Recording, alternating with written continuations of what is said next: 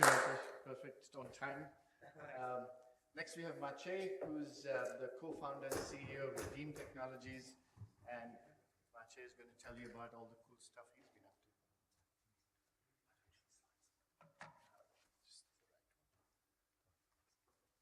Hi everyone. Normally I represent blockchain in Scotland. Today I'm going to give the first public presentation about our startup, Redeem Technologies. We focus on the charity sector.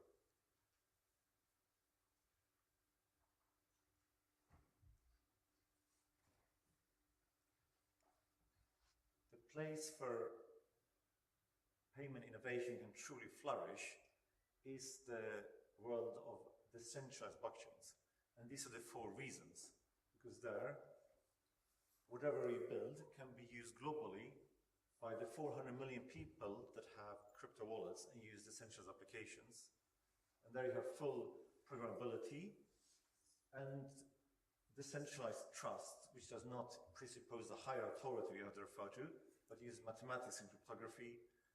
And there you have continuous innovation. So we are in this space of decentralized applications. That's where our application lives. So we focus on donations. A donation is that you send a payment, and in your mind you have an intention that your money should be used in a certain way to deliver a certain good.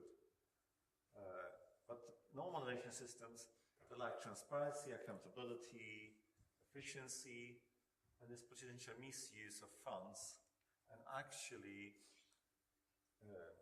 once you send in a traditional system, when you send a donation, the moment you send it to someone's bank account, you don't know where it is, and you have to trust someone else to do something with it. Many of the beneficiaries, for example, in Africa, might not have a bank account. And there's a fragmentation in the global financial system, and all of these things leads to leakage. This leakage is actually $100 billion per year. So imagine you have a bottle, half of this bottle would be $500 billion. That's basically the market size for donations, and every year is this bottle filled with this 500 million, but 20% leaks. So due to high transaction fees, lack of accountability, inefficiency, fraud, so we have inherited a financial system which is corrupted in a way because this leakage is possible, and we virtually, with our innovation, eliminate this leakage. And the solution is a decentralized platform for programmable donations, where you encode what your money is for, either a wide purpose to help anyone in need, or some like a narrow purpose. And also we visualize needs. We have on one hand donors that make programmable donations, and matched to beneficiaries. So it's like end-to-end solution with partial disintermediation, that a charity or a government, they can't stop the donation, but they can see and audit it is legal and it's actually doing what it's supposed to do. So it has real-time auditability. You select a donation, you make a donation, you program where it can be used based on the geography, what type of cause, purpose, who can receive it, and then they live on a decentralized blockchain, and the beneficiary sees them, and it's either vouchers to do good to human beings or to nature. These are the 2 main categories currently. And the beneficiaries have the decentralized identity which runs on their smartphone. So if they don't have a smartphone, we give them a smartphone, and they use self-sovereign decentralized identity. And this is the only way to make sure this can work in the whole world, both in countries where there's peace, and it's like a mature financial system, and there are places where there's war, chaos, and then even there this system works. And actually the first pilot customer we interviewed was actually in Syria. So on one hand you have a person buying 1 voucher, or maybe you have a charity buying, let's say, 10,000, 100,000 vouchers. And the 2 use cases is either they can be, those vouchers to humans can be redeemed through fiat, or you say that they're for a certain specific purpose, for example, health, food, education. Then the beneficiary, if it's for a specific purpose, let's say food, then they have the voucher smartphone, and then they go to the business, and then basically, and that's where they use it. All right. So, so some of a few elements of the solution is actually, here we have the many innovations that were regulated in nation states. So these blue circles here, UK, USA, Uganda, because we're looking at a use case between taking donations from UK to Uganda, think of this as the legal frameworks. So our innovation does not live inside a nation state. However, the legal concepts from nation states, think of them as being exported to a decentralized system. So in this case, like a voucher, so the notion of identity in the UK nation state then lives as a centralized identity inside a decentralized blockchain, and the same as the fiat dollar lives then as a dollar coin. So we say goodbye to legacy bank infrastructure, but we still accept the legal regulatory constraints that basically that exist in different nations, and we combine them together. If you ask, does this apply also to banks, financial institutions?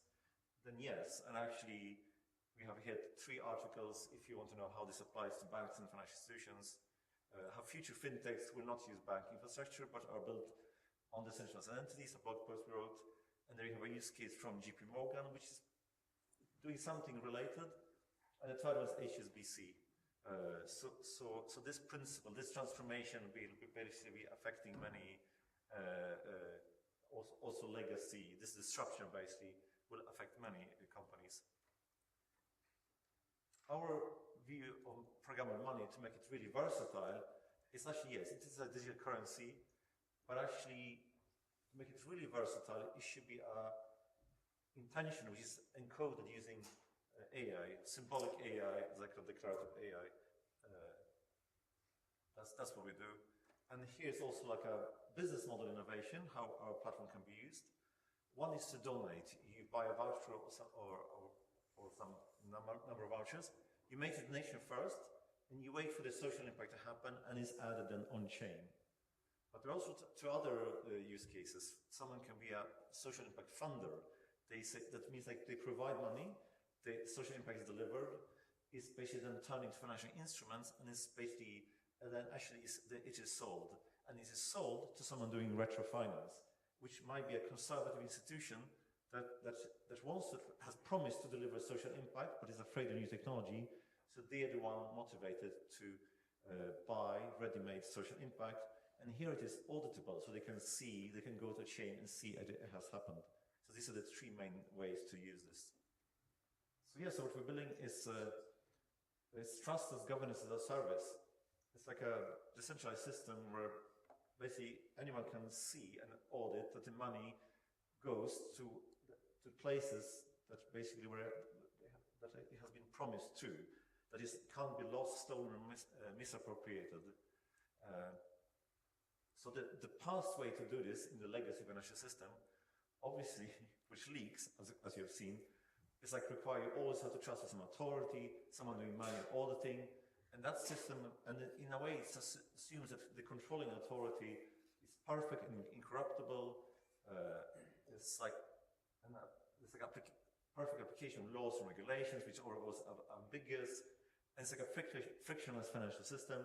And all these assumptions, of course, wrong. So that's why the leakage happens. So that's the past. So basically, what we're doing, going to this future, where basically it's a system robust in the face of dishonesty and malevolence. It does not require any central authority to be trusted. It's purely only on mathematics and cryptography. And that's, yes, using a frictionless system that has full integrity. It means like things can't be stolen or misappropriated. Yeah, just to summarize, so that's the name of the product, token redeemer that we're developing. It can be used, the main benefits, it is not inside one specific nation state, it is transcending all of them. So it can deliver global impact and deliver truly borderless financial, borderless donations. Even in unserved regions where there might not be peace, might be like a poorly developed bank system, facilitates a distribution. It has unparalleled trust and transparency. This time I had no time to talk about privacy. Privacy is very important. And anyone can see in real time where the money goes. And the smart contracts enforce the donation intentions. So you can, you can follow us on LinkedIn there on the right. And also, I also recommend you to follow Blockchain Scotland, where we have exciting events and we promote many blockchain innovations. We have events once per month. Thank you so much.